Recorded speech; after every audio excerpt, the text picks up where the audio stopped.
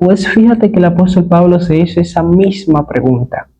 El apóstol Pablo estuvo hablando y debatiendo muchísimo sobre eso. En Romanos 7, versículo 15, que dice así: porque lo que hago no lo entiendo, porque no practico lo que quiero hacer, sino que lo que aborrezco, eso hago. Y si lo que no quiero hacer, eso hago, estoy de acuerdo con la ley, reconociendo que es buena. Así que ya no soy yo el que hace aquello, sino el pecado que habita en mí. Porque yo sé que en mí, es decir, en mi carne, no habita nada bueno. Porque el querer está presente en mí, pero el hacer el bien, no. Si tú te fijas, el apóstol Pablo nunca dice mi pecado, el pecado que yo hago, sino que él dice el pecado que mora en mí. Nosotros, cuando aceptamos a Jesucristo, no somos pecadores, no cometemos pecado.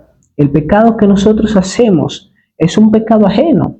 El apóstol Pablo estuvo repartiendo que lo que él hace malo, lo hace el pecado que mora en él, el pecado que mora en su carne. El versículo 18 dice de Romanos 7, porque yo sé que en mí, es decir, en mi carne, no habita nada bueno. La Biblia dice que nuestro viejo hombre lo abandonamos y lo crucificamos cuando aceptamos a Jesucristo. Cuando nosotros pecamos, el pecado de Adán, desde el pecado de Adán, nuestra vieja naturaleza fue contaminado por el pecado. Entró la maldad, entró la violencia, entró todo lo malo. O sea, que nuestro cuerpo se contaminó por el pecado, nuestra alma también se contaminó por el pecado y nuestro espíritu fue contaminado también por el pecado. Pero cuando nosotros aceptamos a Jesucristo, Jesucristo vincula el Espíritu Santo con nuestro espíritu. Nuestro espíritu es transformado, no cambiado, transformado. Entonces nuestro espíritu limpia nuestra alma viene y se convierte. Convertir es un proceso. Aunque nuestro espíritu y nuestra alma se han transformado, nuestro cuerpo aún sigue siendo mortal y pecaminosa. Entonces, el pecado de nuestra vieja naturaleza aún mora en este cuerpo. Y mientras nosotros vivamos en este cuerpo va a seguir haciendo pecado. Pero el apóstol Pablo hace eso muy claro. Ese pecado no lo hago yo, sino el pecado que mora en mí, en mi carne.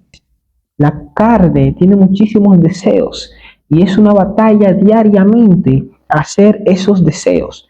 Vamos a leer Romanos 6, versículo 6, que dice: sabemos que nuestra vieja naturaleza fue crucificada con él para que nuestro cuerpo pecaminoso perdiera su poder, de modo que ya no siguiéramos siendo esclavos del pecado. Nuestro pecado quiere obtener el mayor poder sobre nosotros. El cuerpo quiere gobernarse de nosotros. Pero ¿qué pasa? Que nosotros debemos de luchar diariamente para que el cuerpo no tome el control total de nuestro cuerpo. Porque la Biblia dice, no vivo yo, sino Cristo vive en mí. El Espíritu Santo tiene que sobreabundar en nuestro corazón, en nuestra alma.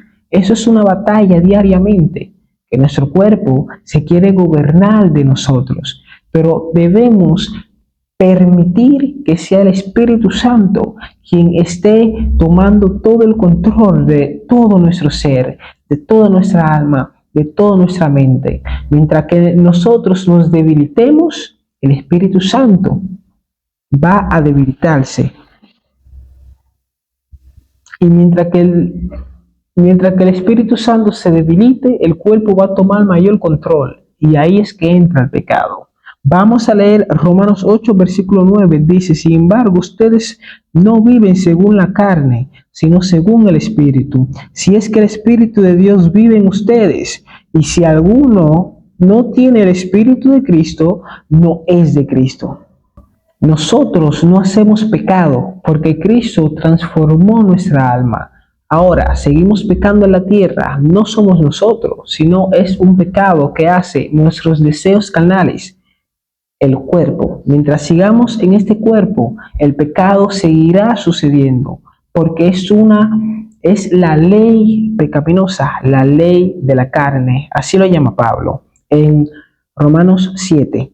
Entonces, pero si Cristo está en ustedes, el cuerpo está muerto a causa del pecado, pero el espíritu que está en ustedes es vida a causa de la justicia. Romanos 8, versículo 10. O sea que mientras que nosotros nos dejemos guiar por el Espíritu Santo, el pecado no va a tener control sobre nosotros.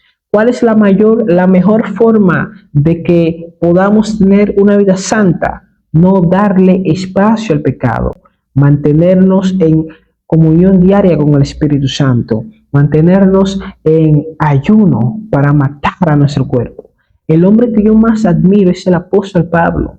Puedo ver que el apóstol Pablo estuvo viviendo tanto en el Espíritu que una vez llegó a decir, ya yo no vivo yo, sino que Cristo vive en mí. El apóstol Pablo estaba en una dimensión tan grande que ya él no vivía, sino que el mismo Dios es que vivía en su corazón. Entonces nosotros también tenemos que tratar de hacer eso, porque no somos nosotros que vivimos, sino el Espíritu Santo en nosotros. Tenemos que matar a nuestro cuerpo diariamente.